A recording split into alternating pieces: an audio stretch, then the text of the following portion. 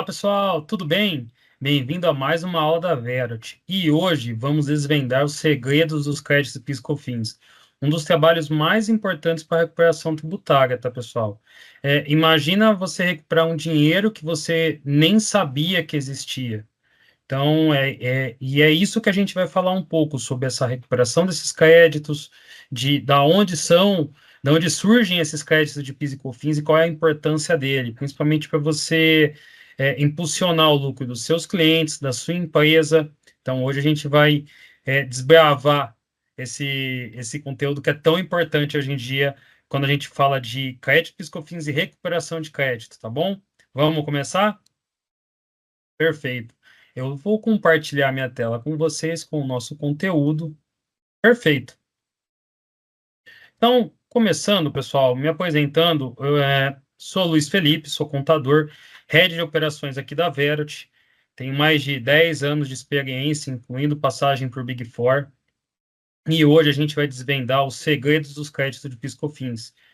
E o meu intuito, pessoal, é mostrar para vocês é, como gerar esse caixa alternativo para os seus clientes, tá? Então, a ideia hoje do nosso conteúdo é levar essa informação para vocês e justamente vocês descravarem, observarem isso no dia a dia de vocês, que é um conteúdo muito importante, tá bom? Então, nessa aula, a gente vai explorar um pouco o universo dos créditos de PIS/COFINS, desde da sua definição, né, até o passo a passo para recuperar, para identificar. Então, o nosso objetivo vai ser capacitá-los para identificar oportunidades em seus clientes, na sua empresa. Eu sei que muita gente tem acesso a esse curso e eu espero que faça sentido aí no dia a dia de vocês, tá? Então, vamos começar um pouco sobre a transformação do PIS e COFINS, da não cumulatividade, da cumulatividade para a não cumulatividade. Então, pessoal, eu trouxe algumas leis para vocês, mas vamos lá. O PIS e o COFINS são contribuições muito antigas do sistema tributário brasileiro, tá, pessoal? No entanto, foi lá em 2002 que o PIS se tornou não cumulativo. Então, aí marcando o início das discussões dos créditos de PIS, né? E a transformação, ela foi, de fato, formalizada pela Lei 10.637, que eu trouxe aqui para vocês, que entrou em vigor dia 1º de dezembro daquele ano, tá? E essa mudança, pessoal, ocorreu no contexto de como se fosse uma reforma tributária mais ampla, que ela buscava modernizar e tornar mais eficiente o sistema tributário brasileiro da época. Então, a principal motivação que o pessoal na época quis optar por essa adoção da não cumulatividade, porque até então o PIS não era ele não era não cumulativo, ele era cumulativo, né? Tanto ele quanto o COFINS. Mas a adoção dessa não cumulatividade foi para eliminar o famoso efeito cascata dos tributos cumulativos, que a gente bem sabe. Então, que acabam incidindo ali em todas as etapas da cadeia produtiva, né? E aí resultando em uma tributação repetitiva em cima do mesmo produto. Então, ou tinha muito questionamento da época. Então, de fato, lá em 2002, eles bateram o martelo e trouxeram a não cumulatividade, né, para evitar que o mesmo bem ou serviço seja tributado várias vezes ao longo da cadeia. E aí começou, como virou não cumulativo, o que trouxe aí de novidade? Ele permitiu que os créditos tributários sobre os insumos e serviços adquiridos sejam descontados dos débitos. Então, essa sistemática, ela buscou distribuir a carga tributária de maneira mais justa, permitindo que os setores que compravam muitos insumos e serviços possam descontar seus créditos, reduzindo aí o impacto da tributação. Além disso, pessoal, a não cumulatividade, ela pode aumentar a competitividade das empresas. Por quê? Porque ela reduz o custo tributário embutido no preço. Então, pensa, você consegue se tornar mais competitivo no mercado interno ou externo, né? E isso eu estou falando da linha do PIS. Então, essa mudança tentou simplificar todo o processo de apuração de apagamentos dos tributos e eu também aumentar a transparência fiscal, né? para ficar mais claro, o tributo pago ali, né? Nesse mesmo conceito, dessa mesma, vamos dizer assim, essa mesma reforma, ela trouxe também a não cumulatividade do COFINS, estabelecida em 2003, ou seja, um ano depois. E aí representou também uma mudança significativa do sistema. Então, refletindo num esforço contínuo para tornar essa tributação mais eficiente. Então, pessoal, uma coisa que eu queria destacar para vocês. Percebam que a gente está falando de 2002, 2003, que eles se tornaram não cumulativos, que daí começou a vir o que é crédito de PIS/COFINS. Então, pensa, já é uma discussão de mais de 20 anos que a gente está, que já tem essa discussão e até hoje não é muito claro, sempre há discussão esse ponto. Muito importante a gente pensar nesse sentido, né? E aí eu trouxe para vocês as citações legais, né? A lei que é a 10.637 de 2002 referente ao PIS, quando ele se tornou não cumulativo, e a 10.833 do COFINS, quando ele se tornou não cumulativo também. Lembrando que esses são impostos muito antigos, e eles eram de natureza cumulativa no início, e aí se tornaram não cumulativos, tá bom? E até uma diferença ali do PIS e COFINS, né? Por mais que acho que todos vocês são contribuições, mas todos vocês pensam que eles sempre andaram juntos, né? Na verdade, são distribuições diferentes, né? O PIS, a título de curiosidade, tá? O título, a destinação do PIS, né? E o título, o que significa, né? PIS é o Programa de Integração Social. E a destinação dele, pessoal, é do financiamento da Seguridade Social dos trabalhadores. Então, vai incluir seguro-desemprego, abono salarial e por aí vai. E não, o que ele incide? Folha de pagamento ou receita bruta. E, depois de 2002, se tornou dois regimes. O regime cumulativo, onde as alíquotas é 0,65 sobre a receita bruta, hoje em dia ele ainda é aplicado, tá? O regime cumulativo ainda existe para alguns perfis, como o lucro presumido, só é PIS/COFINS cumulativo, ou seja, empresas do lucro presumido não geram crédito nem para PIS nem para COFINS. Então elas são do regime cumulativo. E o que são regimes não cumulativos? Empresas do lucro real, né? Que daí sim a alíquota vira 1,65, tanto para débito quanto para crédito, né, e que foi introduzida ali na 10.637 de 2002. Então, um ponto interessante, pessoal, que às vezes tem empresas que operam nos dois regimes, tanto no cumulativo quanto no não cumulativo. São operações, tem operações que são cumulativas, operações que não são cumulativas. Então, às vezes tem empresas que operam nos dois regimes, tá?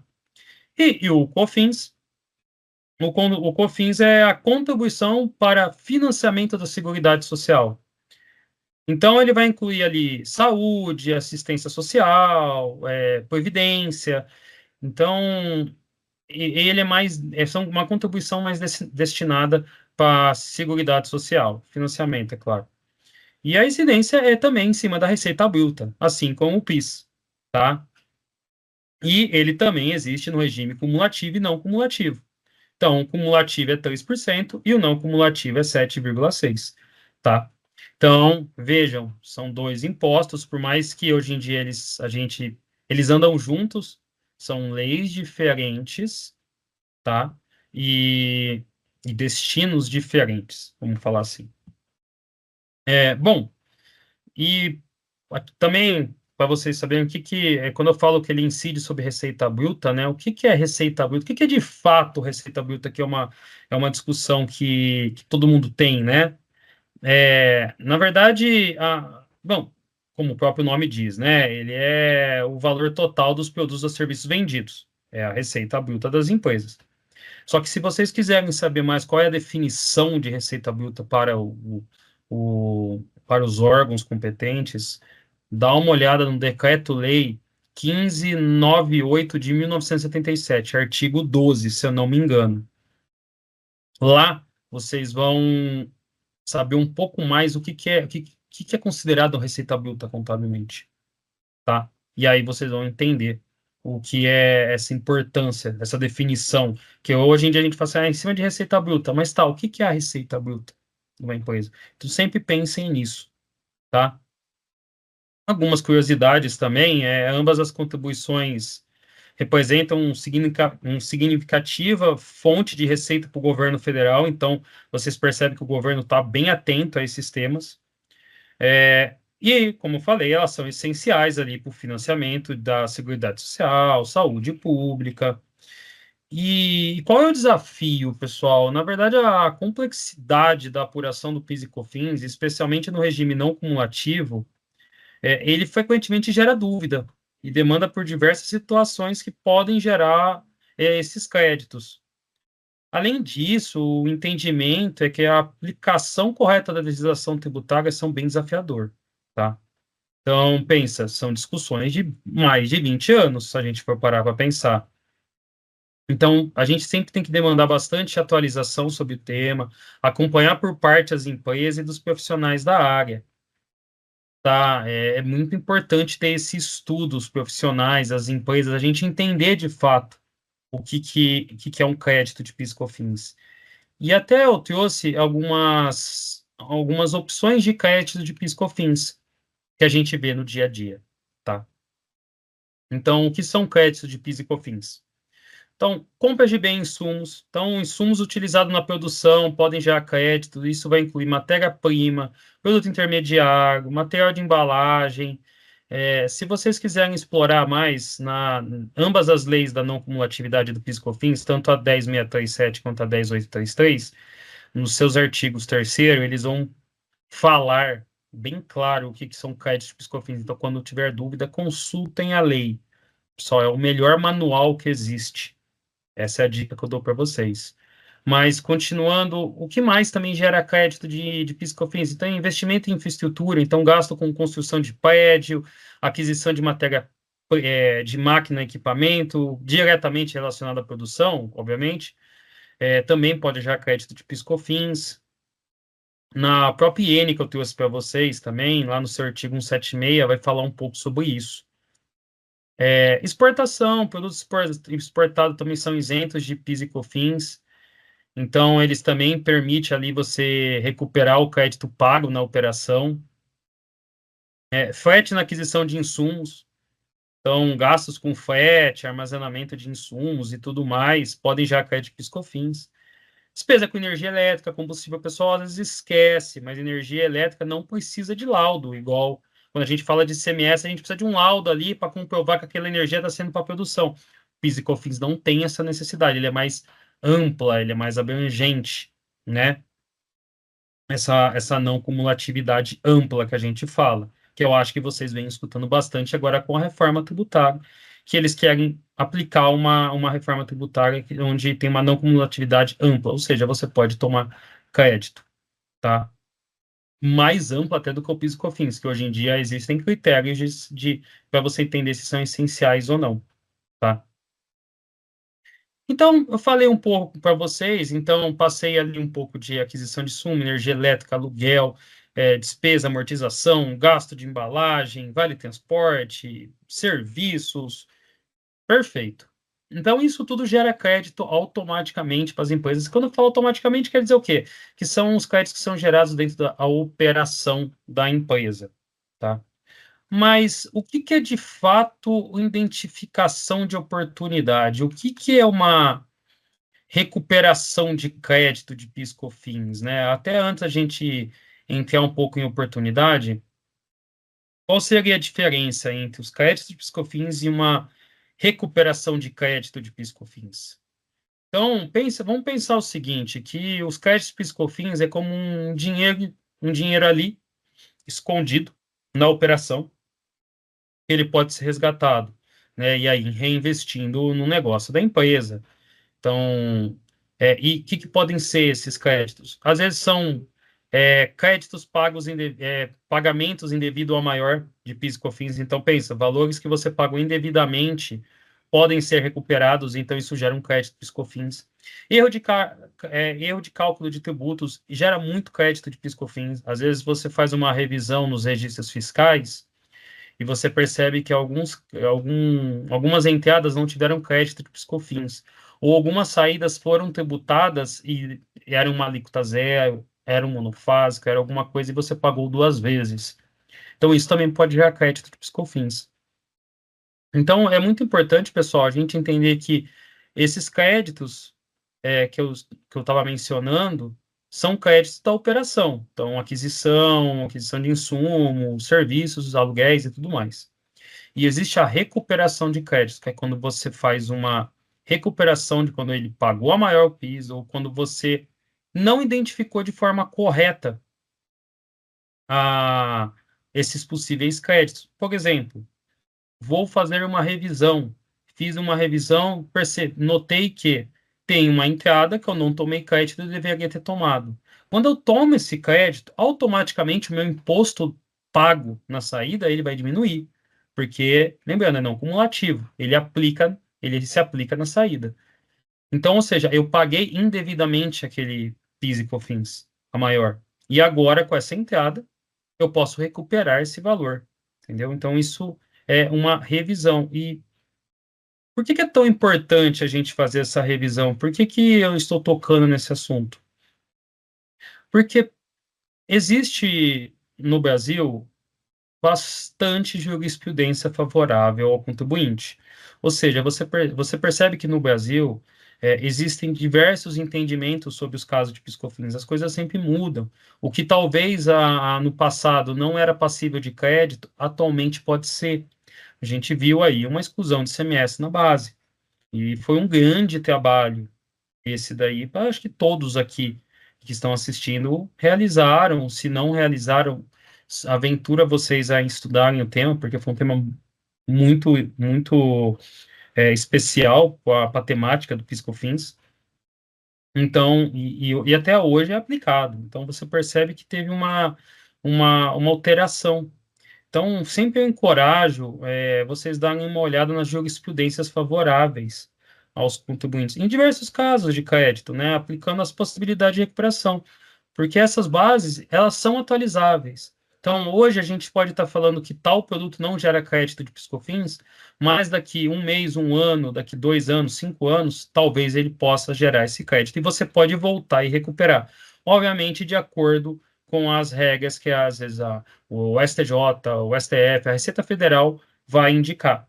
Mas existe jurisprudências favoráveis. E eu encorajo vocês também sempre a procurarem jurisprudências, que é o melhor, que é a melhor forma para você mostrar isso e impactar isso na operação do seu cliente.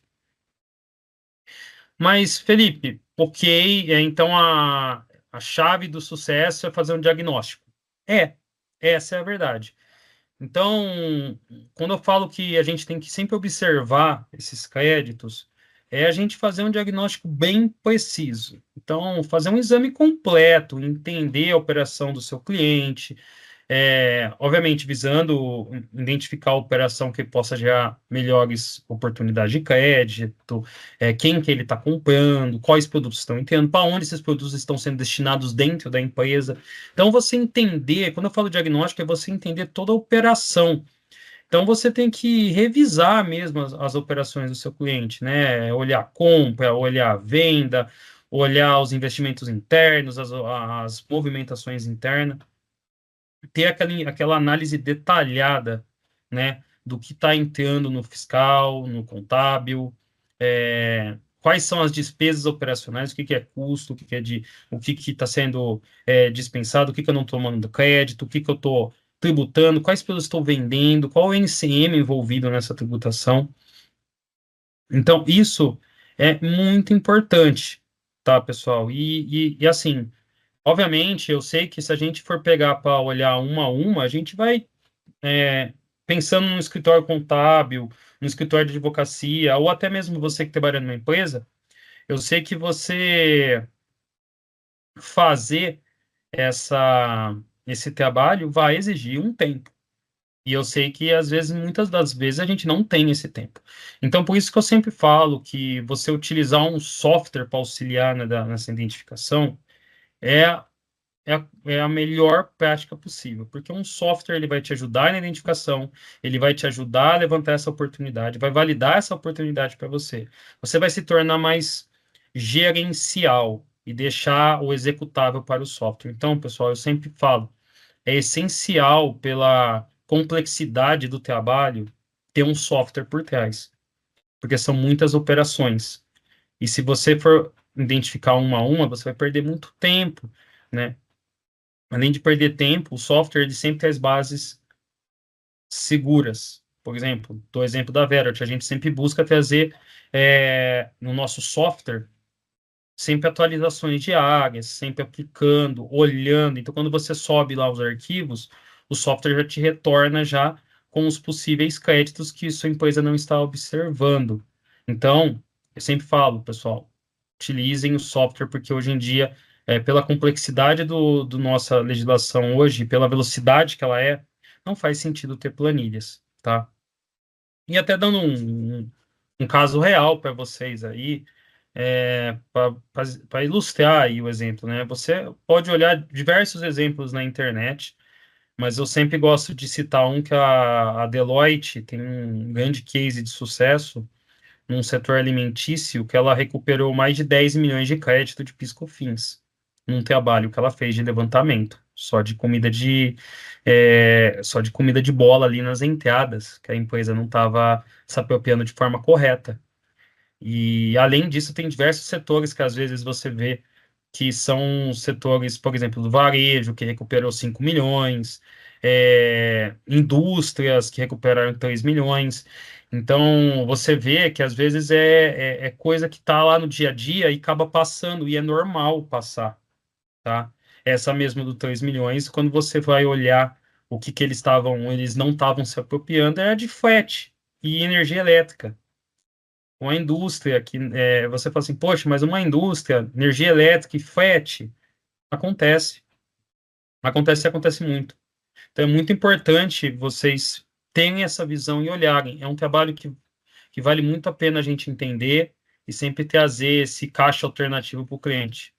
Isso que eu sempre falo para vocês que trabalham em escritório e para vocês que trabalham em empresa, tá? Então, vamos falar da uma orientação prática, né, de como é um passo a passo da recuperação desse crédito, até para vocês se ambientarem. Então, o primeiro passo é uma revisão documental. Então, reunir todos os documentos fiscais relevantes da empresa. Então, estou falando de nota fiscal, de compra e venda, FD contribuições, SPED fiscal, que são documentos hoje em dia que é normal da rotina fiscal, tá?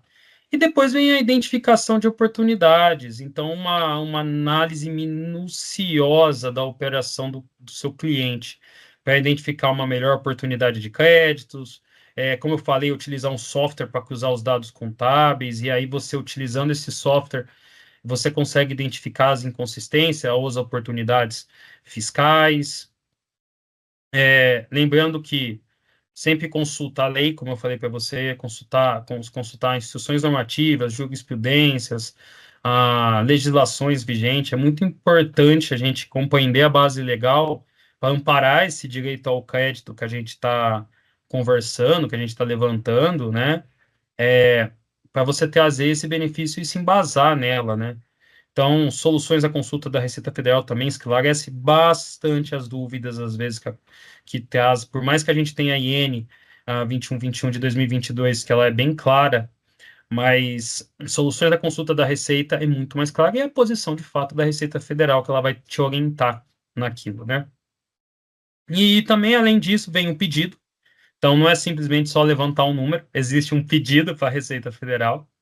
Então, esse pedido de recuperação de PIS e COFINS, por exemplo, vai seguir tem umas normas já estabelecidas, que às vezes vai exigir uma retificação da obrigação acessória, e aí esse pedido deve ser acompanhado, como toda a documentação que você retificou. Então, elaborar os pedidos, que são os PARTCOMPs, fazer as retificações conforme a legislação indica, como retificação de FD, CTF e tudo mais. E aí você fazer esse acompanhamento, porque lembrando que você levantou o crédito, você fez a solicitação para a Receita Federal, mas ainda existe uma fiscalização da Receita. Ainda existe uma parte onde ela vai dar a opinião dela, ela vai entender o que você gerou de crédito. Então é muito importante também a gente fazer esse acompanhamento diário com a Receita Federal, tá bom? Isso é muito importante. Então, algumas considerações finais, né? Então, Bom, deixei claro, eu acho que os créditos de PIS/COFINS, eles representam uma oportunidade ali valiosa para as empresas, na sua eficiência financeira, e assim, ao compreender o fundo, essas contribuições, e, obviamente, seguir esse processo estruturado que eu falei para vocês, identificando esse crédito, a empresa pode reduzir seus custos, como eu falei no início, reinvestir em recursos da área estratégica de crescimento. Óbvio, quando você traz essa abordagem para a empresa, você vai explorar ali a definição das contribuições de PIS/COFINS. Então, você vai trazer uma nova oportunidade para a empresa. Talvez ela vai até, a partir daquele momento, pagar menos impostos. Então, é muito importante.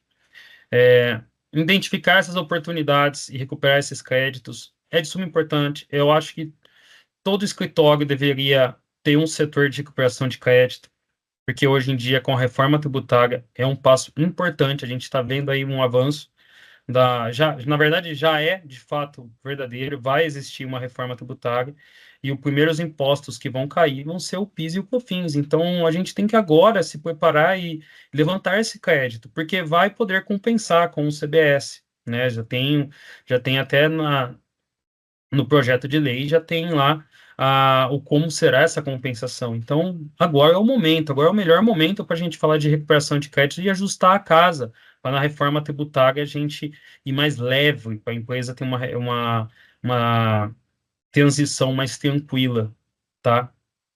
E lembrando, sempre consultando as normas e as atualizações, jurisprudências e tudo mais. Lembre-se que é muito importante sempre olhar, consultar o nosso manual. E quem que é nosso manual? A legislação. Sempre consulte ela, tá? Então, então, quais são os benefícios de fato? Saúde financeira, uma prática estratégica, um impulsionamento na empresa, e competitividade no mercado. Afinal, a gente está falando que se ela está pagando menos impostos sobre a receita bruta, ela vai poder ajustar o preço final dela. Então, isso é muito importante, tá?